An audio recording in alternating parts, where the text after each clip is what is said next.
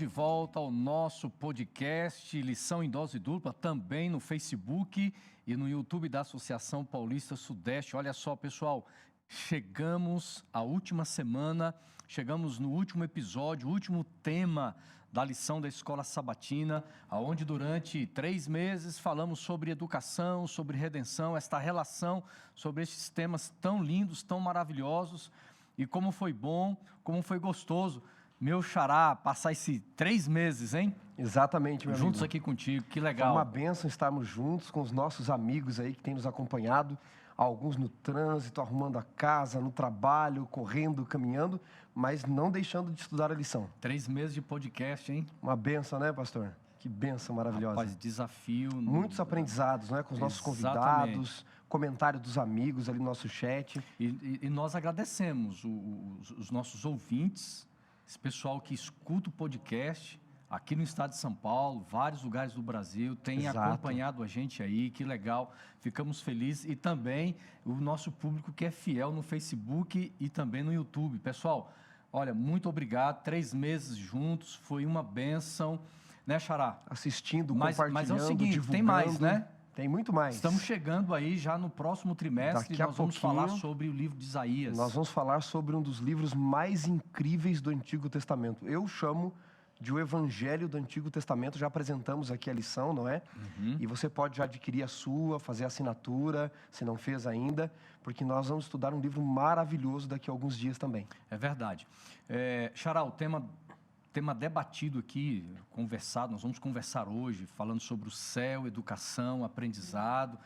E, é claro, toda semana nós temos alguém conosco, ou aqui no estúdio. Sempre um convidado especial. Hoje temos um que vem de onde? Onde é que ele está? Ele vem da terra das praias sedosas. Vamos apresentar aqui, ó, colocar na tela? Vamos colocar na tela aí?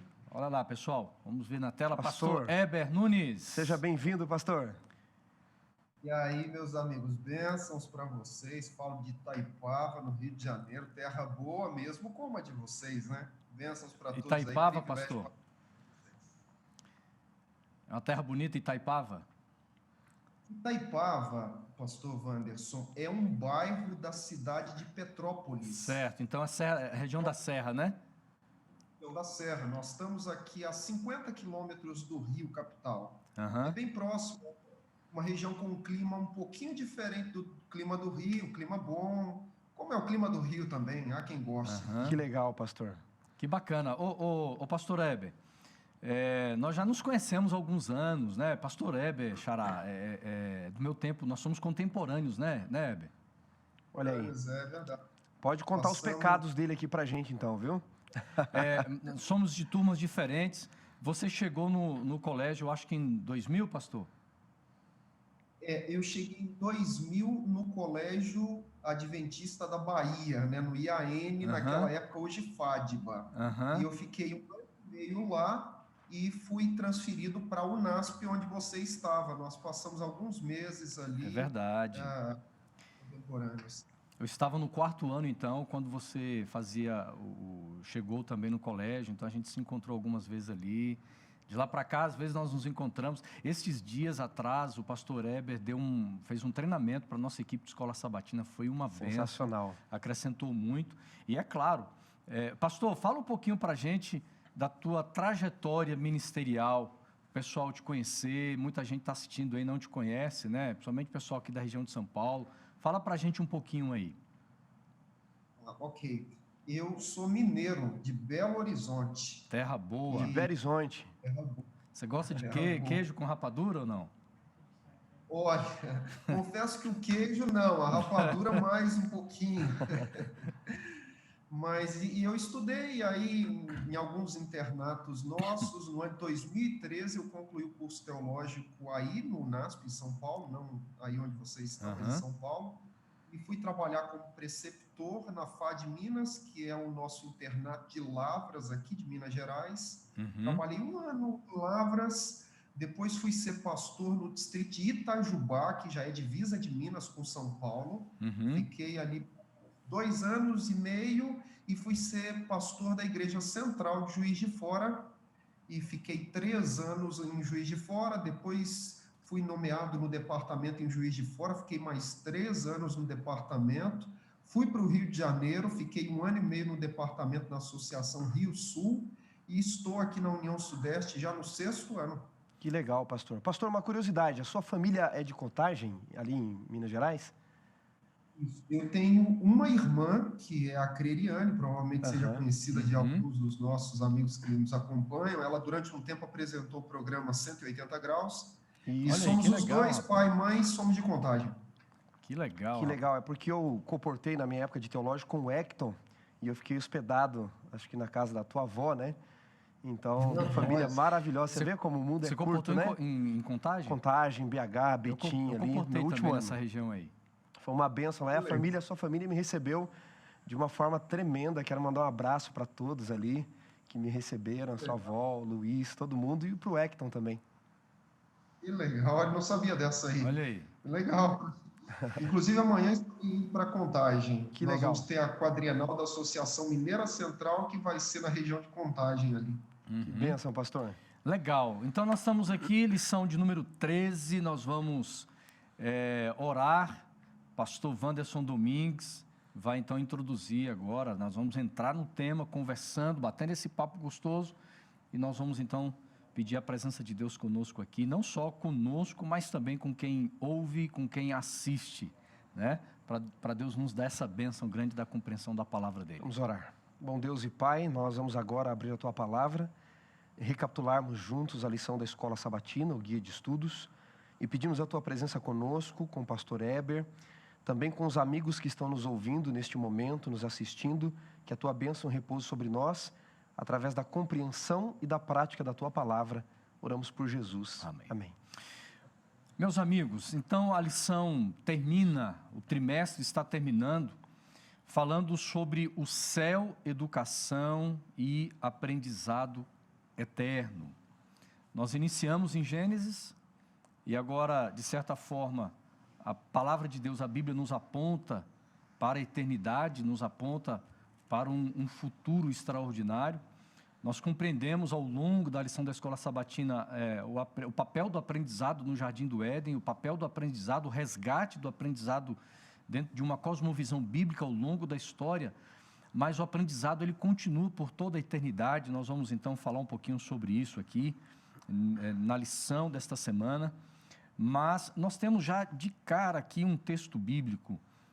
O autor da lição escolheu 1 Coríntios capítulo 2, versículo 9, e eu já quero introduzir com vocês, já usando a Bíblia, usando a palavra de Deus. É claro que esse texto a gente pode depois entrar um pouco mais nele, mas pastor Domingues, Xará, vamos dar uma contextualizada então nesse texto bíblico, 1 Coríntios capítulo 2, verso 9, então eu vou ler o texto aqui, e você vai já nos apresentando um pouquinho. Pastor Eber também diz assim: nem olhos viram, nem ouvidos ouviram, nem jamais penetrou em coração humano o que Deus tem preparado para aqueles que o amam.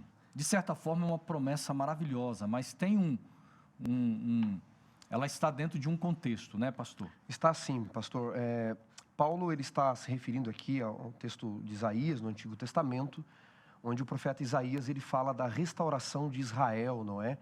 E ele diz que o que Deus havia prometido para o povo dele é o que olhos jamais puderam ver, ouvidos ouvir, a mente imaginar. Paulo aqui, se você observar o contexto, ele está falando da obra do Espírito Santo.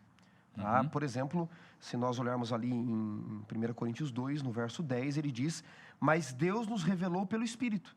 Isso que o olho não pode ver, que mente não pode imaginar, Deus nos revelou pelo Espírito que a todas as coisas percrustam até as profundezas divinas.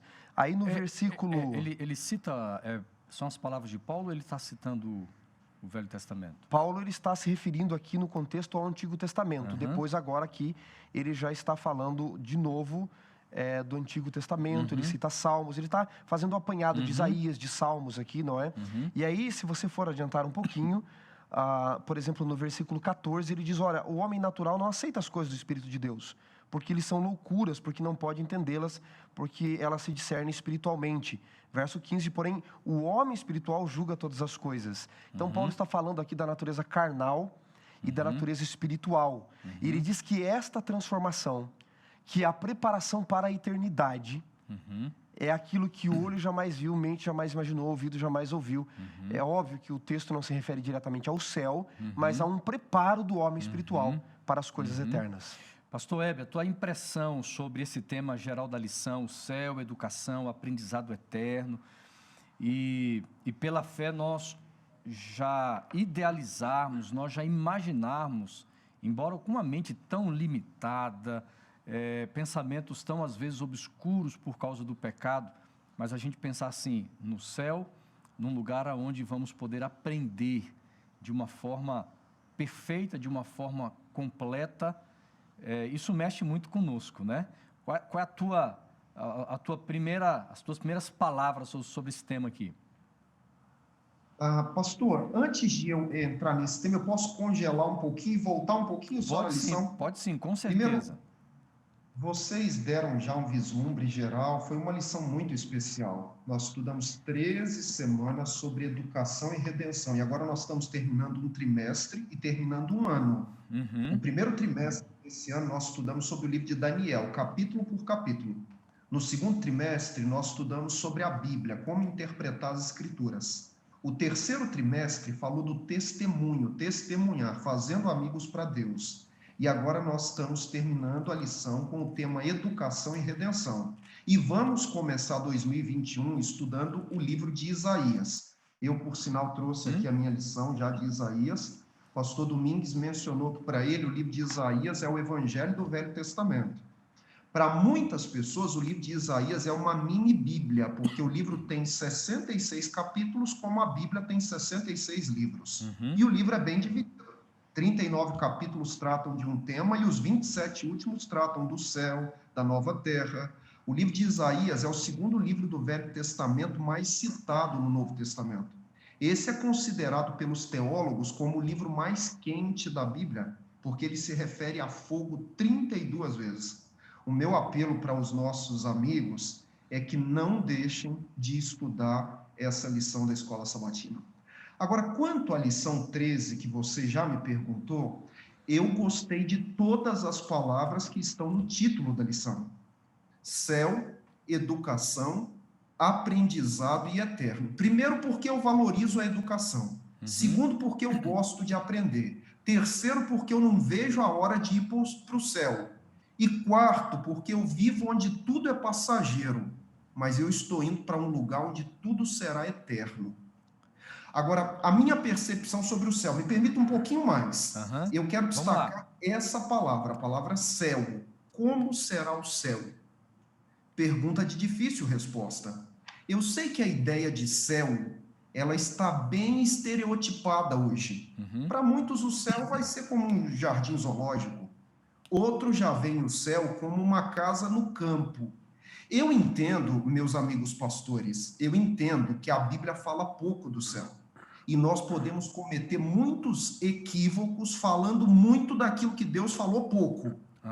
Mas os poucos textos que falam da Bíblia, na Bíblia que falam do céu, por exemplo, vocês mencionaram um que é aplicado ao céu modernamente. Ellen G. White, que é, no mínimo, uma comentarista da Bíblia, nós entendemos como profeta, ela fez uma reaplicação desse texto, que é o verso áureo da lição. Mas me deixa mencionar aqui textos conhecidos. Olha, na casa de meu pai há muitas moradas. O foco desse verso não está no lugar, está em quem vai estar no lugar.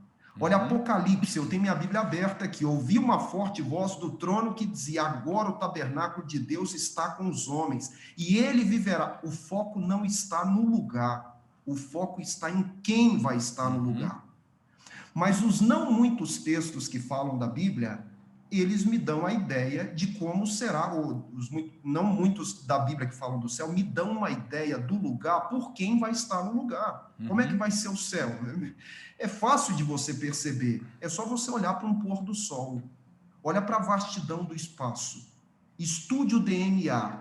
Você já pensou na ideia de criar uma girafa, um tigre, uma zebra, e as 4 estações? O fato de a Terra girar em torno do seu próprio eixo, ao mesmo tempo ela girar em torno do Sol. Deus é criativo.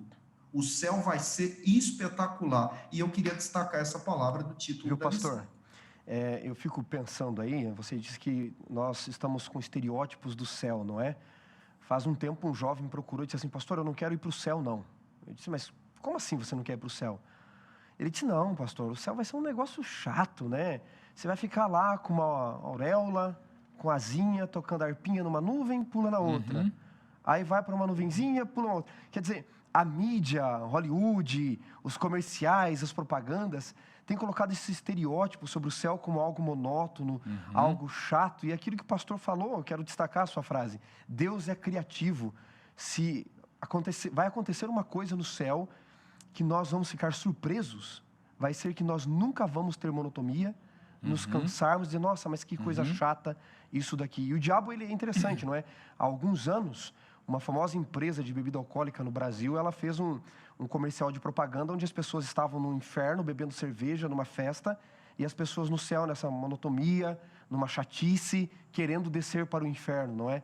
Não, esse Deus criador, gostei da tua frase, pastor, esse Deus criativo, esse Deus incrível, ilimitado, vai nos proporcionar experiências ilimitadas no céu. Pastor Heber, e essa tentativa de conceituar, essa tentativa de idealizar o céu, por exemplo, dentro de uma mente tão limitada como a nossa, muitas vezes nos leva a não desejar o céu. Então, por exemplo, você falou de casa, na casa do meu pai há muitas moradas. Então, quando eu tento imaginar assim, como será uma casa no céu, e eu começo a pensar no lugar onde eu moro, no lugar onde alguém vive, mora, diz assim, poxa, eu moro tão bem, então eu prefiro ficar naquilo que é certo, aquilo que eu vejo, aquilo que meus olhos contemplam, do que algo que eu não sei como será. Então, muitas vezes, ou a maioria das vezes, essa tentativa de imaginar o céu, ela mais prejudica do que nos ajuda. E eu gostei da sua ênfase, a ênfase em quem vai estar no céu, né? É quem estará no céu, que é o nosso desejo de todos nós. Olha, é bom falar do céu, né? Eu fiquei ouvindo vocês, pensando aqui, o C.S. Lewis, nós três conhecemos bem, provavelmente muitos daqueles que nos acompanham também. Ele se converteu ao cristianismo, era agnóstico, foi um professor em Cambridge.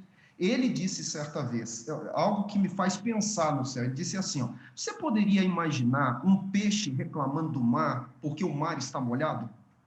E ele diz assim, se os peixes fizessem isso, este fato iria sugerir que eles nem sempre foram criaturas aquáticas. E aí ele diz, ó, se nós somos apenas produtos desse universo, como é que a gente explica o fato de nós nunca estarmos completamente felizes aqui? Amigos, algo dentro de nós grita por uma paz que nós não experimentamos aqui.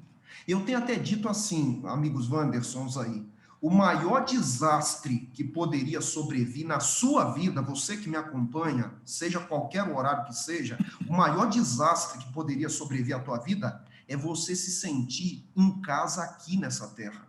As coisas terrenas nunca preencherão o coração que foi feito para o céu. Quanto mais do céu existe nas nossas vidas, menos nós vamos querer dessa terra. E eu digo mais, quem tem os olhos do céu, no céu, não tem medo de colocar os pés na sepultura. E eu até digo mais, o céu um dia vai ser a sua morada, porque a terra um dia foi a morada de Deus. Agora, a propósito, eu gosto de falar do céu, né? A Bíblia fala de 3 céus.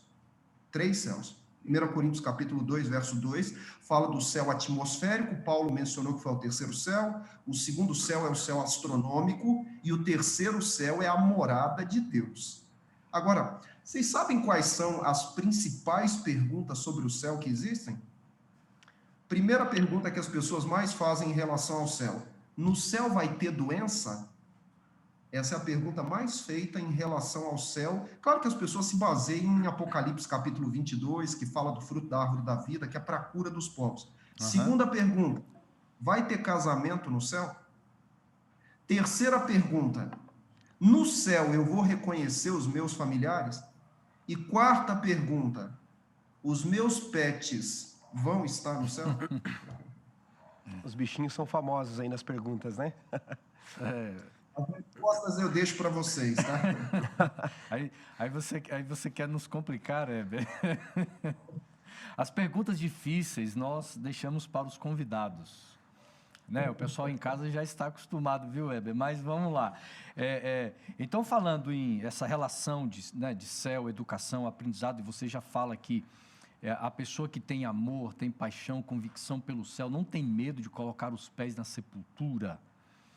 E a gente pode falar sobre o destino daqueles que morrem, né?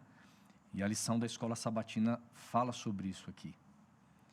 Porque há uma continuidade, nós temos esta esperança, ok? Então, o autor da lição, ele até diz o seguinte, que a vida eterna faz muito sentido, por exemplo, quando nós compreendemos a importância da cruz. E eu até escrevi aqui na minha lição que a cruz, ela aponta para a eternidade. Então, há uma esperança além da sepultura, amigos. Sim, pastor, veja, o pastor Heber mencionou agora a Lewis, né? Eu imagino que ele estivesse falando ali ou do cristianismo puro e simples, ou talvez do homem eterno, mas se nós entendermos essa profundidade da eternidade, a perspectiva da eternidade, nós não vamos de fato nos contentar, nosso coração não pode se contentar com as coisas desse mundo. Olha para o corpo humano, é um milagre, o corpo humano é um milagre. Você acha mesmo que nós somos feitos, né, pastor Heber, para viver 80, 90, quem sabe 100, 110, quando muito, 120 anos neste mundo? Não é possível que uma perfeição, que é você que está aí nos ouvindo e nos assistindo, tenha sido feito só para isso. E acabou, porque a Bíblia diz que morreu, acabou de fato, não é? Para aqueles que não se entregam, não têm a perspectiva da eternidade. Para aqueles que aceitam Jesus, não, a morte não é um ponto final, uma vírgula apenas. Mas nós somos feitos para algo mais. E por mais dinheiro que você tenha, por mais conhecimento que você tenha, por mais títulos que você possa obter, bens que você possa obter, nós ainda temos um limitador, a morte. Nós não somos eternos nesse mundo. E essa expectativa que a lição nos traz, não é? E o autor citou aqui Judas 21, João 4,14, falando da vida eterna, da água a jorrar para a vida eterna. Poderíamos adicionar o texto aqui de 1 Tessalonicenses 4, 13 ao 16. São vários textos, São né? diversos textos que nos apontam de que para aqueles que creem em Cristo, a morte é uma vírgula, não um ponto final. Por quê? Voltamos ao que estávamos falando. Deus nos cria com a expectativa da eternidade. Deus tem algo mais do que só algumas centenas ou dezenas de anos neste mundo aqui para nós. Pastor Heber, e essa é uma promessa maravilhosa. Sabermos sem dúvida. do destino dos mortos, né? O nosso guia de estudos, nós temos um guia, e ele apresentou um pensamento de Pascal, que foi um escritor do século XVII. E eu fiz uma pequena adaptação no que foi dito de Pascal, mas basicamente ele diz assim: não importa quanto tempo você viva, nem se sua vida foi boa ou má, mais cedo ou mais tarde você vai morrer. Esse é um pensamento perigoso, vocês não acham? Por que o pensamento ateísta, que historicamente falando é um pensamento novo, ele é tão atrativo? É fácil de entender. O que diz o ateísmo? Não há Deus no universo. O Homo sapiens, ele é apenas outra espécie de animal. Não tem moral, não tem ética. E o teísmo? E não há propósito no surgimento, por exemplo, o desenvolvimento do homem, né? Exatamente. O teísmo diz que tem um criador no universo. Ele determinou o que é certo e o que é errado. Por isso que o ateísmo tem mais adeptos que o teísmo, porque você pode viver a tua vida como ateu sem ser responsável por nada. Agora, você me fez uma colocação, destino dos mortos, e a minha pergunta é, então morre? Assim, aqui a gente pode entrar, vocês já mencionaram vários textos, né? A gente volta para a criação, quando Deus fez o ser humano, soprou lá, fez o boneco, ele tinha tudo, mas não tinha vida. Quando que ele passou a ter vida? Quando Deus soprou o fôlego de vida, o ruar, o pneuma, de onde vem pneu de carro, esse sopro, ele não tem vida fora do corpo. E Ezequiel 18:20 diz que a alma que pecar, essa vai morrer. Então, todo ser humano ele é indivisível. Se a alma fica vagando por aí quando o ser humano sai dessa terra, então ele não morreu. Então, ele morreu. O que acontece quando morre? Vai para o céu? Vai para o inferno? Vai para o limbo? Basicamente, amigos, existem 3 concepções quanto a ou respostas a essa pergunta. Há um grupo que acredita que o ser humano ele sobrevive após a morte do corpo. Há um grupo que são os espíritas. Os católicos, protestantes, egípcios, satanistas creem na imortalidade da alma, né? O Hawking, até Stephen Hawking disse até pouco tempo, né? Que a imortalidade da alma, as palavras dele são que a imortalidade da alma é um conto de fadas para pessoas que têm medo do escuro, né? Na Bíblia não há essa expressão imortalidade da alma. Na Bíblia, morreu, a morte é um sono. Até porque, se a pessoa morre e vai para algum lugar, ou já vai para o céu, para o inferno, tá? Então não tem ressurreição. Então não tem juízo. Então, para que segunda vinda de Cristo? Tudo isso é colocado abaixo, né? Nós, adventistas do sétimo dia, temos a nossa cosmovisão bíblica. Para nós, mortos não estão nem no céu, nem no inferno. Eles estão dormindo, e aí vocês já mencionaram vários textos que dizem isso, que essa é a cosmovisão bíblica. Né? Legal. Diz aí, Xará. Pastor, é importante nós destacarmos para os amigos que nos assistem, não é? O pastor Eber falou ali das teorias da imortalidade incondicional. Você morre, mas você não morre. E aí ele mencionou diversas crenças ali que se resumem nisso. Existe o estado intermediário da alma, que diz que quando você morre, você fica descansando na sepultura. E o aniquilacionismo, morreu, acabou. Então eu só queria pontuar aqui de que a Igreja Adventista do Sétimo Dia, todos nós, embora reconheçamos que a Bíblia usa algumas linguagens metafóricas, nós sempre acreditamos no aniquilacionismo. Morreu, acabou, é inexistência. Você não está no céu, você não está no inferno, você não está no purgatório. Ausência de vida. Né? E também a sua alma não está na sepultura. O seu corpo foi depositado ali. Mas por que a sua alma não está? Porque Gênesis 2:7 diz que o homem se tornou alma vivente, ele não tinha uma alma. Adão era uma alma. Portanto, nós, o pastor Eber mencionou, quero destacar de novo, não temos a concepção grega, dualística, de que nós somos corpo, alma e espírito, na visão hebraica bíblica, tá? Do tempo bíblico, não na visão hebraica atual. O homem era corpo mais fôlego de vida que formava uma alma. Quando o homem morre, é como se eu pudesse comparar aqui, eu tenho um copo d'água, se eu juntasse aqui água e açúcar, o que esse copo se tornaria? Na minha terra diz garapa, água doce, não sei como você chama aí. Se eu, por um processo químico, e um químico faz isso perfeitamente, separar a água do açúcar, eu pergunto para onde foi a água doce? Ah, foi para o céu, para o inferno, para o purgatório? Não, ela deixou de existir. Ela só existe, a água doce, a garapa, com a junção da água com açúcar. Assim, a alma só existe a junção do corpo com o fôlego de vida. Quando nós morremos, eu quero destacar aqui, nós deixamos de existir. Não estamos no céu, não estamos no purgatório, não estamos no inferno. Porque imagina, se você morre e vai para o céu, como é que 1 Tessalonicenses 4, 13 a 16, diz que Jesus virá buscar os mortos que morreram nele? Então você está lá no céu, aí Jesus olha para você e diz, olha, você morreu, veio para o céu porque você era bonzinho, eu estou falando da concepção aí comum, que é a salvação pelas obras para muitos, mas você vai ter que descer porque Paulo escreveu que eu tenho que voltar a buscar os mortos em mim. Aí você tem que descer de novo. Isso não faz sentido bíblico, o pastor Eber já comentou. Eu só queria ressaltar isso. Morreu, você deixa de existir. Ah, mas em Marcos 5, em João 11, verso 11, Jesus diz que a morte é um sono. Então a pessoa está ali. Jesus está se referindo à certeza da ressurreição. Tá? Dr. Wilson Paroski escreveu um livro, não é? Um artigo, há alguns anos, A Morte como um Sono. Então ele explica o seguinte, ao Jesus se referir da morte como um sono, ele não está falando do estado do homem na morte. Ele está falando da certeza da ressurreição. Porque morreu, acabou. Se você pegar, por exemplo, Provérbios 6, ali a Bíblia compara o sono a uma preguiça. Vai ter com a formiga, ó preguiçoso, e aprende. Considera os seus caminhos, não tendo ela chefe, no estio prepara o seu pão, e ajunta no verão o seu mantimento. Até quando, ó preguiçoso, ficarás deitado? Até quando não te levantarás do teu sono? E eu pergunto para vocês, comparar o sono à preguiça é uma boa comparação? É. Às vezes você está sonolento, você está com preguiça e diz, eu estou meio sonolento hoje. Mas eu pergunto, sono é preguiça? Sono é vagabundagem? Não, não é.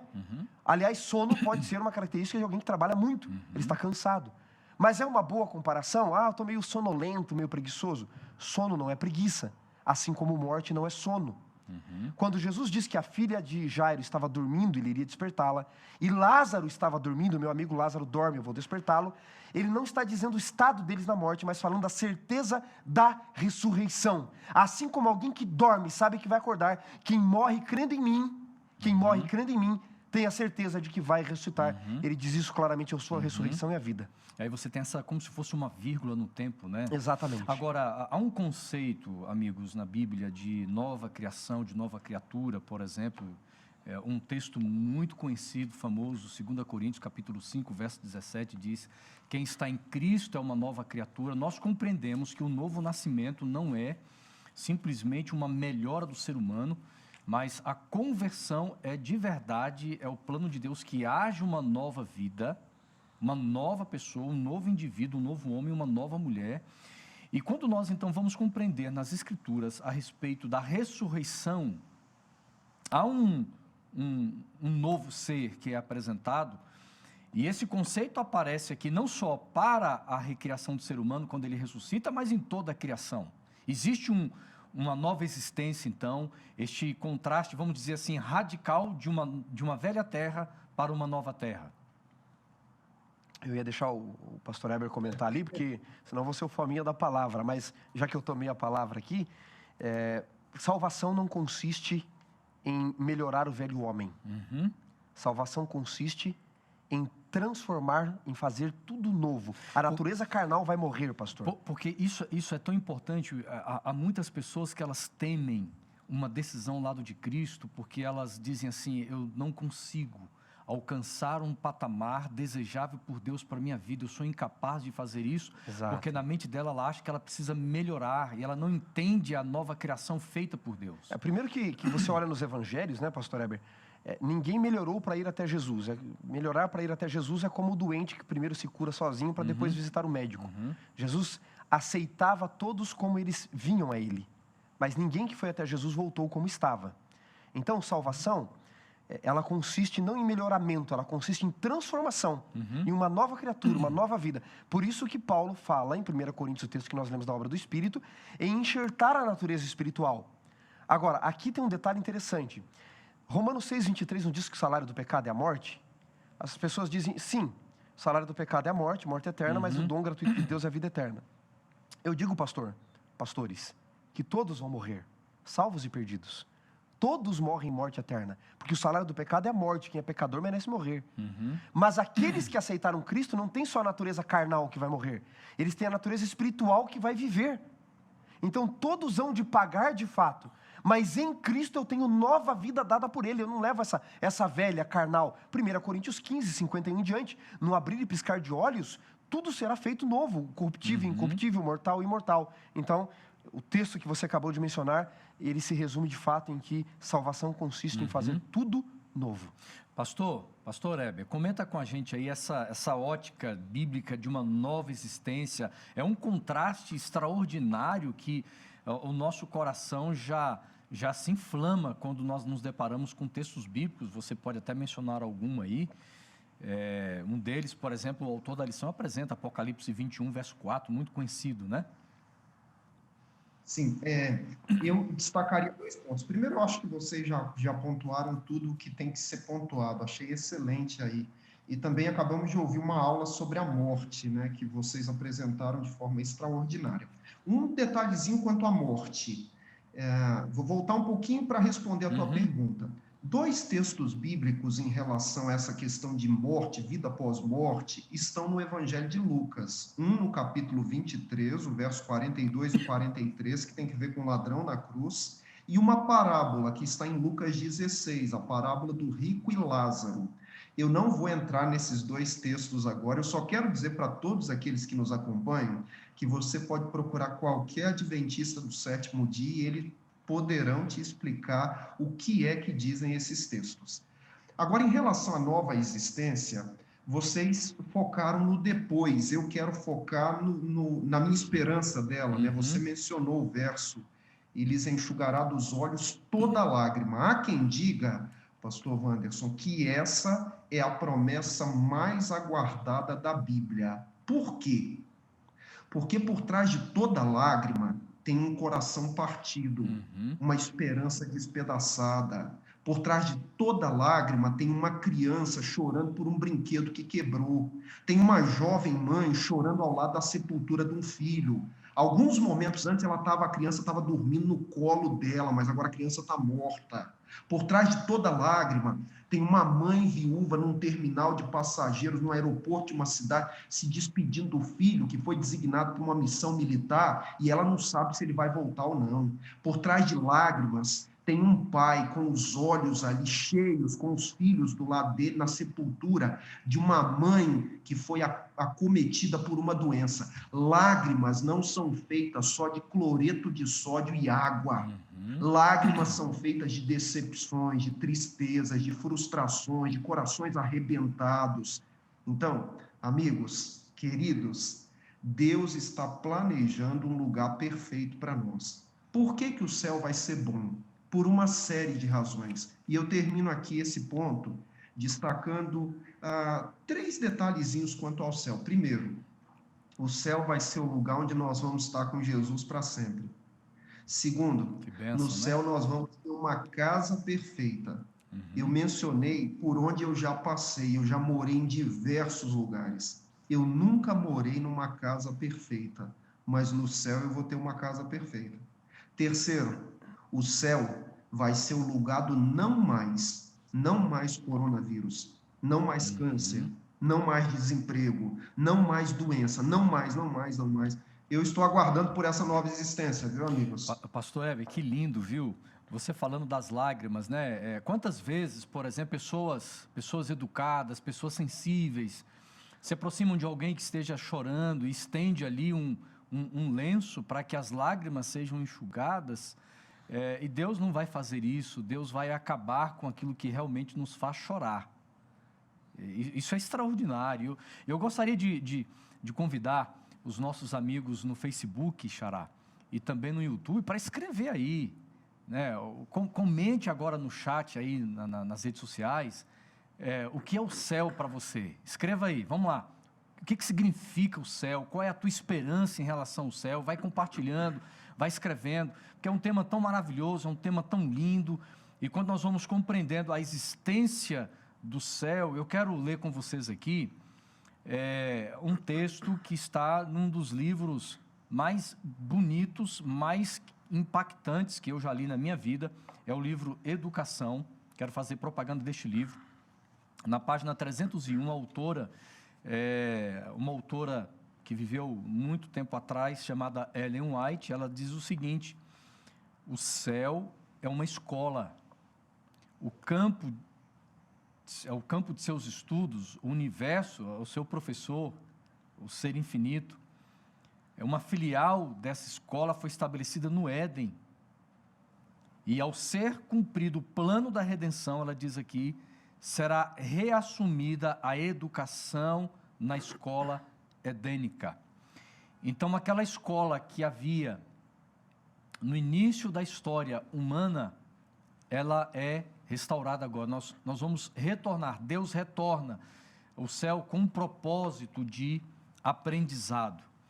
Como é que vocês podem entender, colocar para nós aqui, num contexto finito que nós vivemos hoje? Por exemplo, o ser humano, os cientistas estão aí buscando cada vez mais o conhecimento e no contexto, vamos nos contextualizar agora, falando de coronavírus, né?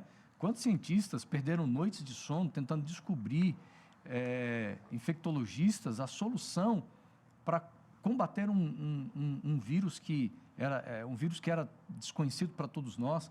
E aí nós agora falamos de universo, por exemplo, onde a mente humana é incapaz de entender as coisas tão complexas que foram criadas por Deus, e a gente tem agora uma eternidade, pastor Heber, para a gente poder aprender neste Éden que vai ser restaurado. Isso me enche de expectativa, viu? Exato, o pastor Domingues, que é bom para esclarecer para a gente aí esses pontos, mas eu vou dar uma pontuada e ele dá aula depois para a gente. Essa questão da escola do céu, né? Paulo falando dessa escola, do conhecimento, é Paulo falando, né? Em 1 Coríntios 13, 12, ele disse assim, porque agora vemos como em espelho, obscuramente, então veremos face a face. Agora eu conheço em parte, mas eu vou conhecer como eu também sou conhecido. Vejam bem, nós acabamos de ler, eu acabei de ler o verso 12 do capítulo 13 da primeira carta de Paulo aos Coríntios. No verso 2, eu até marquei na minha lição, no verso 2 ele diz assim: ainda que eu tenha o dom de profetizar e conheça todos os mistérios, mistério, o grego misteria. Por causa do pecado, as nossas faculdades mentais, amigos, elas foram enfraquecidas. Nossa capacidade de entender as maravilhas da vida, naturais, espirituais, é muito inferior do que aquilo que Deus planejou para nós, né?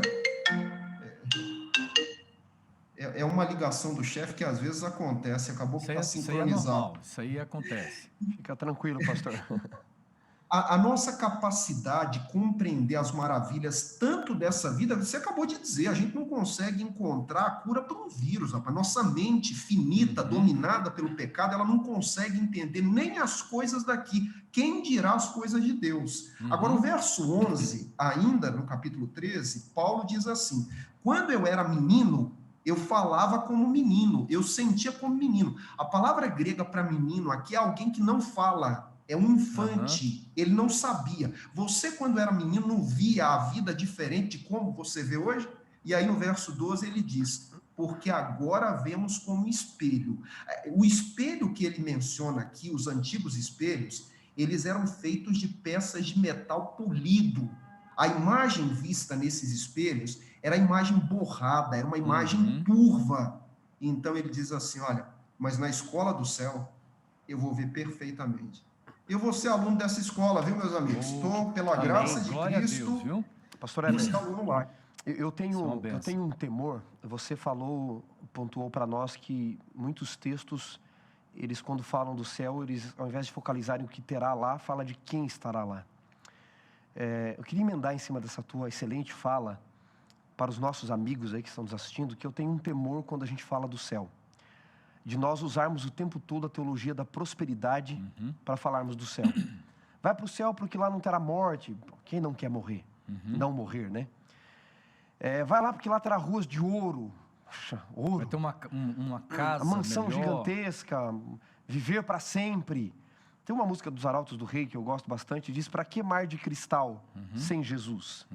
Para que ruas, não é, de ouro sem Jesus? Para que flores que não murcham sem Jesus? Para que viver para sempre sem ter a companhia de Jesus? Eu tenho um temor de que nós queiramos o céu, desejemos o céu, pelas coisas do céu. apenas pelas coisas que vão estar lá e, como o pastor Heber pontuou, não por quem vai estar lá. Obrigado por essa pontuação, pastor.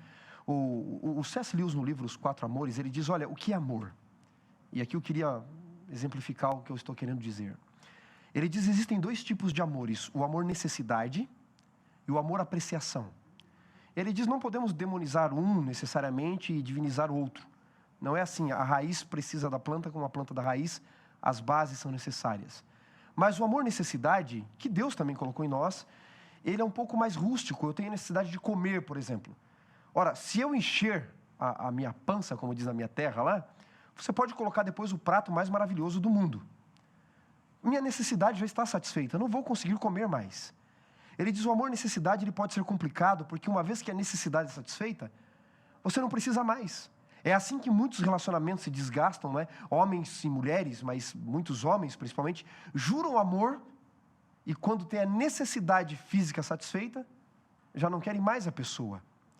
Ele diz, por outro lado, o amor apreciação é como você passar por um campo e você sentir o puro cheiro do perfume de uma flor.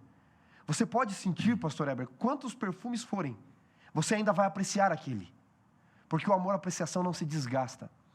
Embora nesse mundo, diz o Lewis, nós tenhamos o amor necessidade para com Deus, porque nós precisamos dele o tempo todo, Deus quer nos conduzir ao amor apreciação, porque senão eu chego no céu, bom, agora eu tenho vida eterna, bom, agora eu já tenho ruas de ouro, bom, agora eu já tenho tudo que eu quero. E aí a sua apreciação pode diminuir. Deus quer colocar em nós o amor apreciação, não só a necessidade para irmos ao céu. E aí está a questão da escola celestial. Nós vamos aprender, apreciar, vislumbrar, contemplar, isso é apreciação, o tempo todo e desejar cada vez mais. Por isso a escola celestial vai nos ensinar para sempre. Pastor Heber, nós vamos agora fechar aqui o nosso tema da semana e quando nós falamos, eu acho que o ponto central que ligou todos os sábados, todas as semanas, é a centralidade do professor, aquele que é o professor, que é Deus. E é interessante porque em Apocalipse, no capítulo 22, nós temos alguns textos muito lindos aqui, pastor, você falando sobre o personagem principal da nova terra, Cristo, Deus estando ali. A Bíblia diz o seguinte, Apocalipse 22, a partir do versículo 1, vem descrevendo ali, por exemplo, o rio, que é algo que vai ter no céu, vem descrevendo o seguinte, no meio da praça, verso 2, capítulo 22, verso 2, no meio da praça da cidade, de um lado e do outro, lado do rio, está a árvore da vida, é uma outra coisa extraordinária que haverá nessa nova terra, ok? Dando o seu fruto, aonde nós vamos poder comer deste fruto. Aí verso 3 diz assim, nunca mais haverá qualquer maldição. Agora vem o ponto central aqui. Porque a Bíblia diz que não haverá um tabernáculo como houve na Jerusalém terrena. Mas diz o versículo 3 no final, nela estará o trono de Deus e do Cordeiro. E os seus servos o adorarão, contemplarão a sua face. E na sua testa terão gravado o nome dele. É lindo demais quando nós olhamos e a gente tem a certeza de que vamos passar a eternidade na presença do maior professor que o mundo conheceu quando esteve na Terra, mas fantástico. É o maior professor do universo.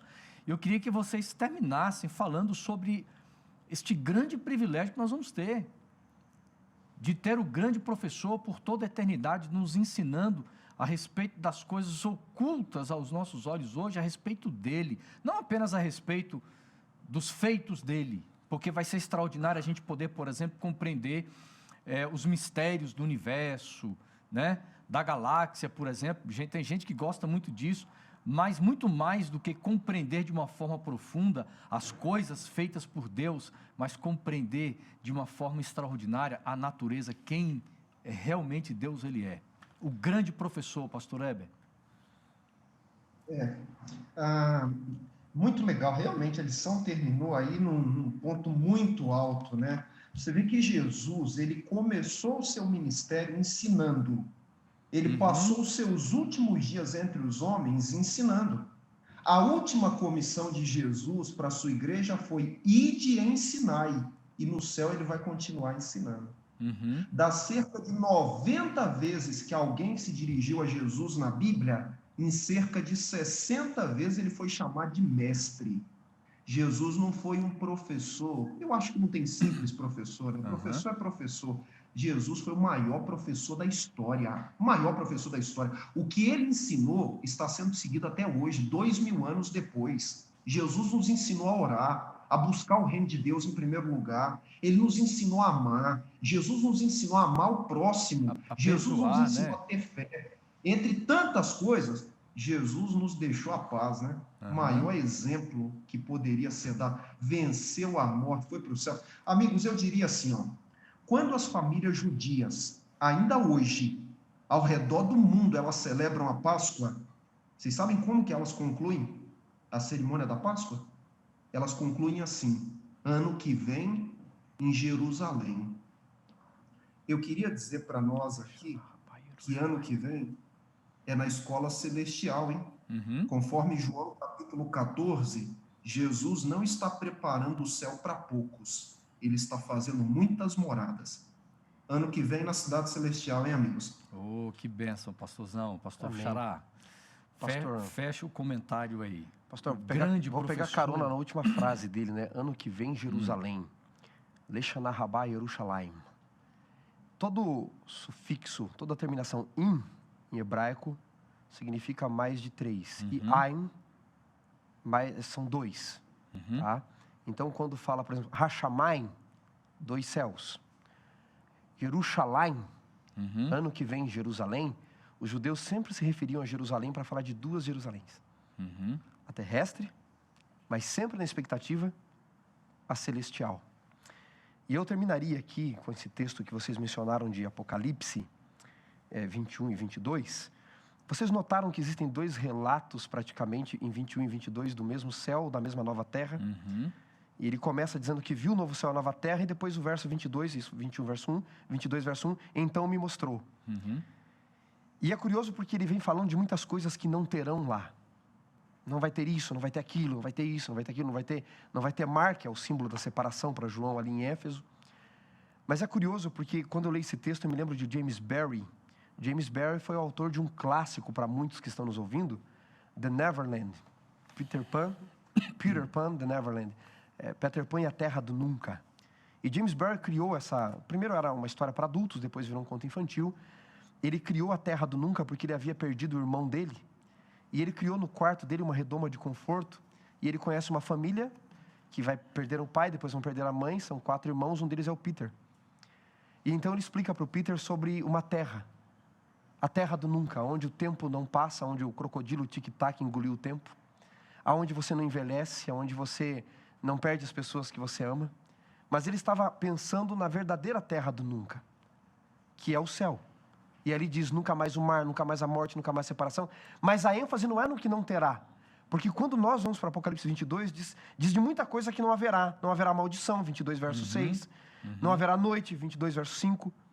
Mas eu acho curioso porque lá diz uma coisa que terá. O trono de Deus e do Cordeiro. E nós vamos vê-lo face a face. E vê-lo face a face é o sonho da minha vida.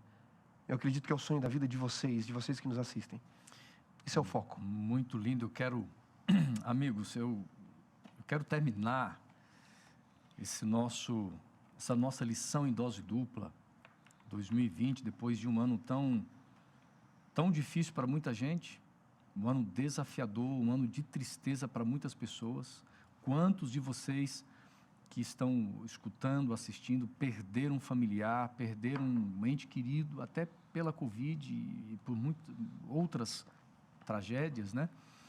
E eu quero terminar com um texto, que ele realmente é o final do livro O Grande Conflito, onde Ellen White escreveu assim: o grande conflito terminou. Pecado e pecadores não mais existem. O universo inteiro está purificado. Uma única pulsação de harmonia e felicidade vibra por toda a vasta criação. Daquele que tudo criou, emana vida, luz e alegria por todos os domínios do espaço infinito.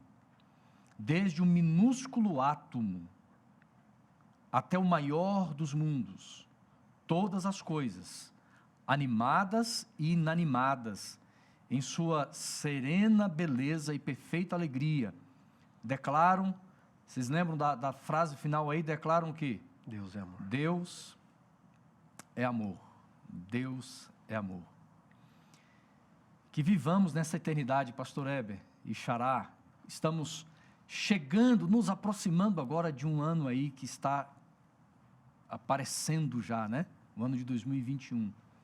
Mas que neste ano de 2021 possamos viver nesta certeza de que o conflito vai terminar, pecado vai acabar, pecadores não existirão e nós vamos ser transformados e vamos viver na presença, desfrutando deste maior de todos os professores. Amém. É este Deus que é amor, pastor. Que coisa maravilhosa, né?